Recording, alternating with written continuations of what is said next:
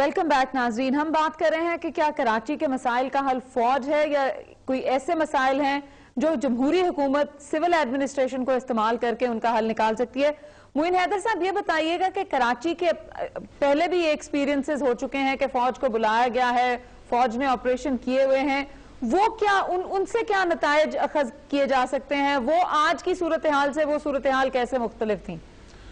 जी, वो जो सूरत हाल 92 में थी उस वक़्त जो एक्शन लिए गए थे तो एक सियासी कुव्वत के खिलाफ थे बेसिकली, और उसमें कुछ लोगों का ख्याल ये भी था कि जो दूसरा टूटा हुआ फैक्शन है इस पॉलिटिकल फोर्स का, उसको अननेसेसरी सपोर्ट दी जा रही है। कुछ लोगों का ख्याल ये था कि अक्रॉस द बोर्ड वो बहुत ट्रांसपेरेंट नहीं है, और जब भी कोई फोर्स, चाहे वो पुलिस हो, चाहे रेंजर्स हो, चाहे फौज हो, उसको पार्टिजन तरीके से या पॉलिटिकल कोई एडवांटेज लेने के लिए एक को दबाया जाएगा और दूसरे को कोई शय दी जाएगी या उसकी सरपरस्ती की जाएगी, उसके बहुत भयानक नतायज निकलते हैं। तो फौज जब भी इस्तेमाल हो या लॉ इन्फोर्सिंग एजेंसी जब भी इस्तेमाल हो, और मसला यहाँ पर यही है पुलिस का कि वो तजज्जुब के आलम में रहती है कि हमें हुक्म देने वाले ये हैं, एक्शन जिनके खिलाफ करना है वो उनके पॉलिटिकल पार्टनर्स भी हैं, लेकिन साथ साथ अपोनेंट भी हैं। ये अमेरिका और पाकिस्तान वाला रिश्ता यहाँ पर ये बाज़ दफ़ा नज़र आता है, तो उनके लिए मुश्किल हो जाती है। और बाज़ दफ़ा जो उन्होंने पहले एक्शन ऐसे किए हैं पुलिस ने, तो बाद में पुलिस वालों को भी दुख उठाना पड़ा है। तो ये सब बातें सोचनी पड़ती हैं। लेकिन अब जो है प्राइम मिनिस्टर साहब ने आकर एक बात बहुत अहम की कि अगर हम आप ये फैसला, ये चीज़ें हम खुद दुरुस्त नहीं करेंगे, मतलब उनका था सियासी तौर पर या एडमिनिस्ट्रेटिव तौर पर थ्रू पुलिस रेंजर, तो फिर कोई और आकर इस मसले को हल करेगा। उन्होंने एक बहुत क्लियर कट वार्निंग दे दी है कि सूबाई हुकूमत जो भी एक्शन करे वो अक्रॉस द बोर्ड ट्रांसपेरेंट होना चाहिए, और उसका मकसद कराची में सही मानों में यहाँ के शहरियों को अमन और सुकून फराहम करना है, टारगेट किलर से, भत्ता और अबडक्शन फॉर रैंसम किस्म के लोगों से, और वो ऑपरेशन को बहुत टफ होना मुझे लगता है कि आप प्राइम मिनिस्टर का जो स्टेटमेंट है उसके अंदर बहुत सारी ऐसी चीजें देख रहे हैं जो आप देखना चाहते हैं।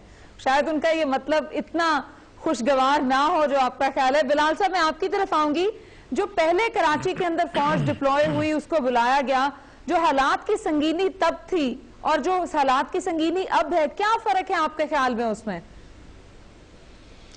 देखिए, हालात की नौयत में तो फर्क है, और मेरे ख्याल में हालात उस वक्त आज की निस्बत ज़्यादा ख़राब थे। लेकिन बहरहाल ये ख़राब अगर थोड़ा सा फ़र्क भी हो तो इतने ज़्यादा ख़राब अब भी हैं कि फ़ौज के मुतालबे की आप देखें आवाज़ें सुनाई दे रही हैं। लेकिन हमने उस वक्त भी ये सबक सीखा है कि इतने बड़े ऑपरेशन के बावजूद और इतने तमाम इख्तियारात के बावजूद ये ख़राबी फिर वापस आई है। तो यही सबक सीखना चाहिए कि फौज मसले का हल नहीं है। सिविल एडमिनिस्ट्रेशन अपना काम ठीक तरीके से अंजाम दे, और सियासतदान इससे सबक ये सीखें कि आज तक तो वो फौज को, माफ कीजिएगा, पुलिस को और रेंजर्स को अपने सियासी मकासद के लिए इस्तेमाल करते रहे हैं। वो पॉलिटिकल इंस्ट्रूमेंट के तौर पे इस्तेमाल हो नहीं सकते। अब ये काम इस तरह से चल नहीं सकता। तो अब उनके लेकिन बिलाल साहब, ये माजरत के साथ ये बड़ा ऑब्वियस सा फैक्ट है। ऑब्वियसली पॉलिटिकल जो गवर्नमेंट्स हैं उनको ये मालूम है कि वो इनको इस्तेमाल कर रही हैं। सो इस तमाम रियलाइजेशन के बावजूद वो ये करने में कुछ नाकाम नजर आती हैं। क्या ये लैक ऑफ पॉलिटिकल विल है? क्या मसाइल हैं कि वो जो इस वक्त उनके हाथ में सिविल एडमिनिस्ट्रेशन है, they can't seem to use that? यकीनन ये पॉलिटिकल विल नहीं है, लेकिन इस पॉलिटिकल विल ना होने की बुनियादी वजह यह है, उनकी सोच ये है कि वो सियासी मकासद के लिए पुलिस को इस्तेमाल कर सकते हैं और शायद उसमें कामयाब रह सकते हैं।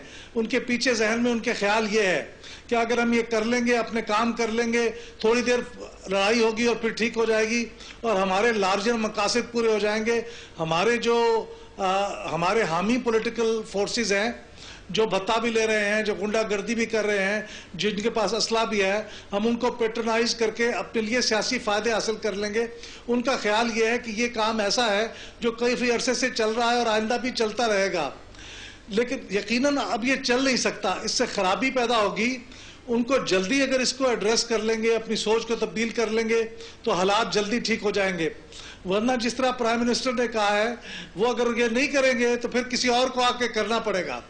लेकिन ये हो नहीं सकता कि अब आप पुलिस को सियासी बुनियादों पर भर्ती करें, सियासी बुनियाद पर डिप्लॉय करें, उनको सियासी मकासद के लिए इस्तेमाल करें, फिर उनसे एक्सपेक्ट करें कि वो मुजरमों को पकड़ेंगे, मुजरमों की बेखुदी करेंगे। वो नहीं कर सकेंगे।